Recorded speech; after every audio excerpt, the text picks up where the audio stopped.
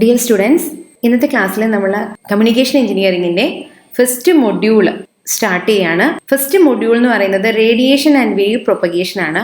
ഇത് രണ്ട് പാർട്ടായിട്ടാണ് ഈ സിലബസ് ഉള്ളത്.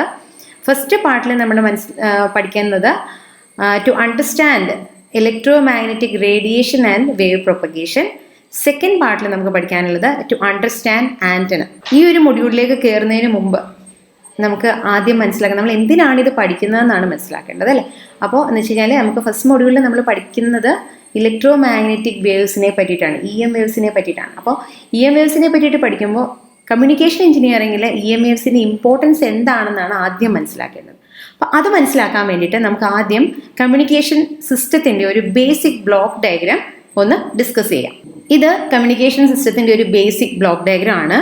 ഒരു കമ്മ്യൂണിക്കേഷൻ സിസ്റ്റം എന്ന് വെച്ചാൽ എന്താണ്, വളരെ സിമ്പിളായിട്ട് പറയാനാണെങ്കിൽ ഞാൻ ഇപ്പോൾ ലൈവ് ക്ലാസ് എടുക്കുകയാണെങ്കിൽ ഞാൻ ഇവിടെ നിന്ന് ക്ലാസ് എടുക്കുന്നു, നിങ്ങളത് നിങ്ങളുടെ വീടുകളിൽ ഇരുന്ന് കേൾക്കുന്നു അല്ലേ. നിങ്ങൾ എവിടെയാണോ അവിടെ ഇരുന്ന് നിങ്ങളിത് കേൾക്കണം. ഇതാണ് കമ്മ്യൂണിക്കേഷൻ എന്ന് പറയുന്നത്. അപ്പോൾ ഈ ഒരു കമ്മ്യൂണിക്കേഷൻ എങ്ങനെയാണ് നടക്കുന്നത് എന്നുള്ളതിൻ്റെ ഒരു ബേസിക് ഐഡിയ തരാൻ വേണ്ടിയിട്ടാണ് ഞാൻ ഈ ഒരു ബ്ലോക്ക് ഡയഗ്രാം എടുത്തിരിക്കുന്നത്. ഇവിടെ ഒരു ഇൻഫർമേഷൻ സോഴ്സ് ഉണ്ട്. ഈ ഇൻഫർമേഷൻ സോഴ്സ് എന്ന് വെച്ചാൽ എന്താണ്, ഇവിടെ നിങ്ങൾക്ക് ക്ലാസ് എടുക്കുന്നത് ഞാനാണ്. അപ്പോൾ ഞാൻ ഇവിടെ നിന്ന് പറയുന്ന കാര്യങ്ങളാണ് നിങ്ങൾ കേൾക്കുന്നത്. അപ്പോൾ ഞാനാണ് ഇൻഫർമേഷൻ സോഴ്സ് എന്ന് പറയുന്നത്. ഇപ്പോൾ എൻ്റെ കയ്യിൽ ഒരു മൈക്ക് ഉണ്ടെങ്കിൽ ഞാനും ആ മൈക്കും കൂടി ചേരുന്നതാണ് ഇൻഫർമേഷൻ സോഴ്സ്.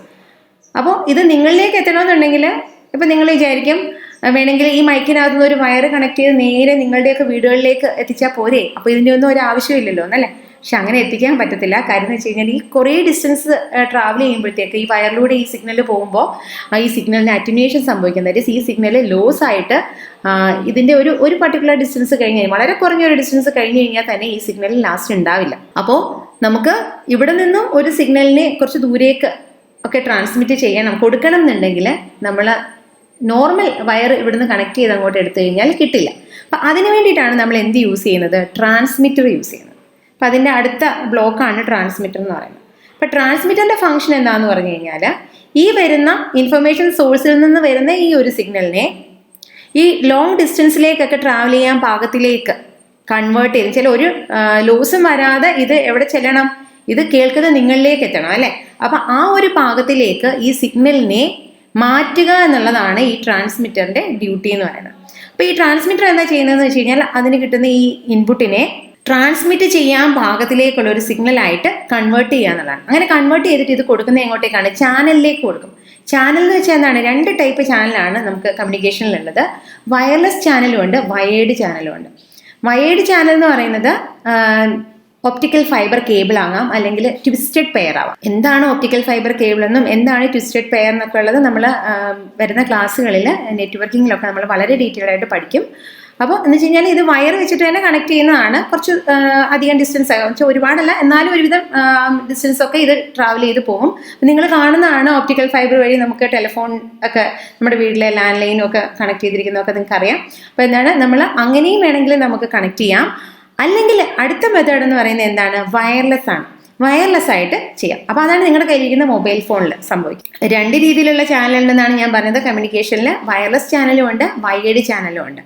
അപ്പോൾ നമ്മൾ കമ്മ്യൂണിക്കേഷൻ സിസ്റ്റത്തിൽ ഇലക്ട്രോ മാഗ്നറ്റിക് വേവിന്റെ ഇമ്പോർട്ടൻസ് എന്താണെന്ന് നോക്കാൻ വേണ്ടിയിട്ടാണ് നമ്മൾ ഈ ബ്ലോക്ക് ഡയഗ്രത്തിലേക്ക് വന്നത് തന്നെ. വയർലെസ് ചാനലിലാണ് ഇലക്ട്രോ മാഗ്നറ്റിക് വേവ്സിന്റെ ഇമ്പോർട്ടൻസ് വരുന്നത്. ദാറ്റ് ഈസ് ചാനൽ വയർലെസ് ആണെങ്കിൽ ഈ ട്രാൻസ്മിറ്റർ എന്താ ചെയ്യുന്നതെന്ന് വെച്ച് കഴിഞ്ഞാൽ, ട്രാൻസ്മിറ്റർ എന്തായിരുന്നു ചെയ്തുകൊണ്ടിരുന്നത്, ഈ വരുന്ന ഇൻപുട്ടിനെ ട്രാൻസ്മിറ്റ് ചെയ്യാൻ പാകത്തിലേക്കുള്ള ഒരു സിഗ്നലായിട്ട് കൺവേർട്ട് ചെയ്യുക എന്നുള്ളതാണ് ട്രാൻസ്മിറ്റർ ചെയ്തത്. അപ്പോൾ ട്രാൻസ്മിറ്റർ ഈ കൺവേർട്ട് ചെയ്ത സിഗ്നലിനെ ചാനൽ വയർലെസ് ആണെന്നുണ്ടെങ്കിൽ, ദാറ്റ് ഈസ് വയർലെസ് ആയിട്ടാണ് ട്രാൻസ്മിറ്റ് ചെയ്യേണ്ടതെന്നുണ്ടെങ്കിൽ ഇവിടെ ഒരു ആന്റിന ഉണ്ടാവും, ആ ആന്റിനയിലേക്ക് കൊടുക്കും. അപ്പോൾ ആന്റിന എന്താ ചെയ്യണേന്ന് വെച്ച് കഴിഞ്ഞാൽ ഈ വരുന്ന ഈ ട്രാൻസ്മിറ്റർ കൊടുത്ത ഈ സിഗ്നലിനെ EM വേവ് ആയിട്ട്, that is electro magnetic wave ആയിട്ട് കൺവേർട്ട് ചെയ്തിട്ട് അത് സ്പേസിലേക്ക് കൊടുക്കും. ഇനി അതുപോലെ തന്നെയാണ് ഈ റിസീവർ. റിസീവറിൽ എന്തുണ്ട്, ഒരു ആന്റിന ഉണ്ട്. ആ ആന്റിനയ്ക്ക് പറയുന്ന പേരാണ് റിസീവിങ് ആന്റിന എന്ന് പറയും. ട്രാൻസ്മിറ്ററിലെ ആന്റിനയ്ക്ക് പറയുന്ന പേരാണ് ട്രാൻസ്മിറ്റിംഗ് ആന്റിന. ട്രാൻസ്മിറ്റിംഗ് ആന്റിനയുടെ ഫംഗ്ഷൻ എന്ന് പറയുന്നത് വരുന്ന ഇൻപുട്ടിനെ EM വേവ് ആയിട്ട് കൺവേർട്ട് ചെയ്ത് കൊടുക്കുക എന്നുള്ളതാണ്. കൺവേർട്ട് ചെയ്ത് സ്പേസിലേക്ക് ട്രാൻസ്മിറ്റ് ചെയ്യുക എന്നുള്ളതാണ് ട്രാൻസ്മിറ്റിംഗ് ആന്റിനയുടെ ഫംഗ്ഷൻ. ഇനി റിസീവിങ് ആന്റിന എന്താ ചെയ്യുന്നത്, ഇവിടെ ഒരു ആന്റിന ഉള്ളത് ഈ വരുന്ന EM വേവിനെ റിസീവ് ചെയ്യുന്നു, എന്നിട്ട് അതിനെ എന്തായിട്ട് മാറ്റുന്നു, ആ വേണ്ടുന്ന ഇൻഫർമേഷനായിട്ട് തിരിച്ച് കൺവേർട്ട് ചെയ്തെടുക്കുക എന്നുള്ളതാണ് റിസീവർ ചെയ്യുന്നത്.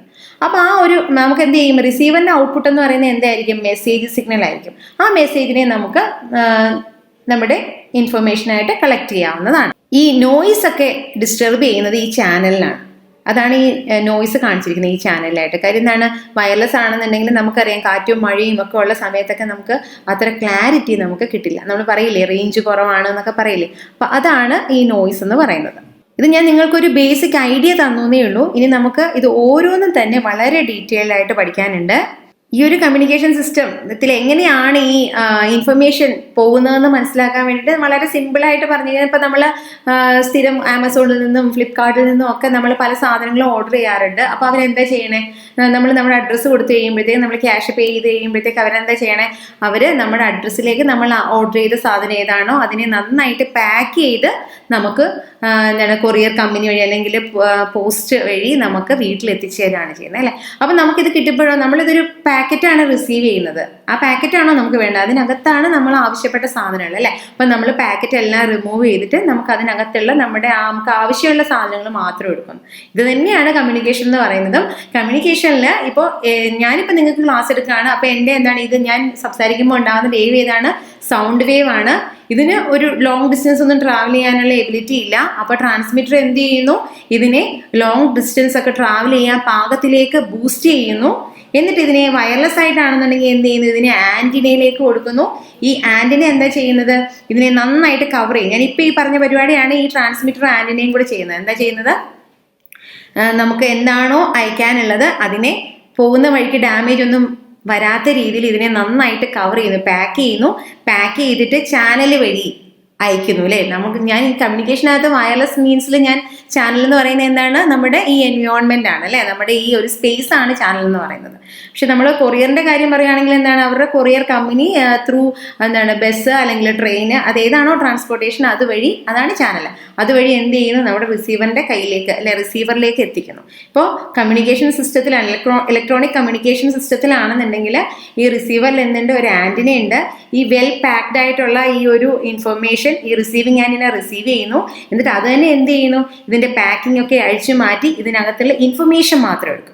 അതാണ് ഈ പറയുന്നത്. ഒന്നും കൂടി ഞാനൊന്ന് റിവൈൻഡ് ചെയ്യാൻ, ഈ ഒരു ബ്ലോക്ക് ഇതാണ് നമ്മുടെ ഇൻഫർമേഷൻ സോഴ്സ്. ഇൻഫർമേഷൻ സോഴ്സിൽ നിന്ന് നമുക്ക് കിട്ടുന്ന എന്താണ്, മെസ്സേജ് സിഗ്നൽ ആണ്. ഈ മെസ്സേജ് സിഗ്നലിനെ എന്താണ് ട്രാൻസ്മിറ്റ് ചെയ്യാൻ പാകത്തിലേക്കുള്ള ഒരു സിഗ്നലായിട്ട് കൺവേർട്ട് ചെയ്യുന്ന ആരാണ്, ട്രാൻസ്മിറ്റർ ആണ്. അപ്പോൾ ട്രാൻസ്മിറ്ററിന്റെ ഔട്ട്പുട്ടിൽ വരുന്ന സിഗ്നൽ എന്താണ്, പിന്നെ ട്രാൻസ്മിറ്റഡ് സിഗ്നൽ ആണ്. ഈ ട്രാൻസ്മിറ്റഡ് സിഗ്നലിനെ ട്രാൻസ്മിറ്റർ എന്താണ്, ഇതൊരു വയർലെസ് ചാനൽ ആണെന്നുണ്ടെങ്കിൽ ഒരു ആന്റിന വഴിയായിരിക്കും ട്രാൻസ്മിറ്റ് ചെയ്യുന്നത്. അപ്പോൾ ആ ആന്റിന എന്താ ചെയ്യുന്നത്, ഈ ട്രാൻസ്മിറ്റഡ് സിഗ്നലിനെ ഈ വയർലെസ് ചാനൽ വഴി ട്രാൻസ്മിറ്റ് ചെയ്യാൻ പാകത്തിലേക്കായിട്ട്, ദാറ്റ് ഈസ് എന്ത് ചെയ്യുന്നു, EM വേവായിട്ട് കൺവേർട്ട് ചെയ്തിട്ടാണ് ഈ ചാനലിലേക്ക് കൊടുക്കുന്നത്. അപ്പൊ റിസീവർ എന്താ ചെയ്യുന്നത്, റിസീവറിന്റെ അവിടെ ഒരു ആന്റിന ഉണ്ട്. ആ ആന്റിന ഈ വരുന്ന EM വേവിനെ റിസീവ് ചെയ്തിട്ട് അതിനകത്തുനിന്നും വേണ്ടുന്ന ഇൻഫർമേഷൻ, ദാറ്റ് ഈസ് ആ മെസ്സേജിനെ കളക്ട് ചെയ്യുന്നു. അതാണ് എന്ത്, യൂസർ ഇൻഫർമേഷൻ. ഈ ക്ലാസ് കൊണ്ട് നമുക്ക് എന്താണ് ഒരു കമ്മ്യൂണിക്കേഷൻ സിസ്റ്റം എന്ന് നിങ്ങൾക്ക് മനസ്സിലായി.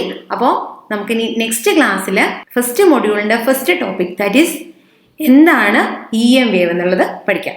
താങ്ക്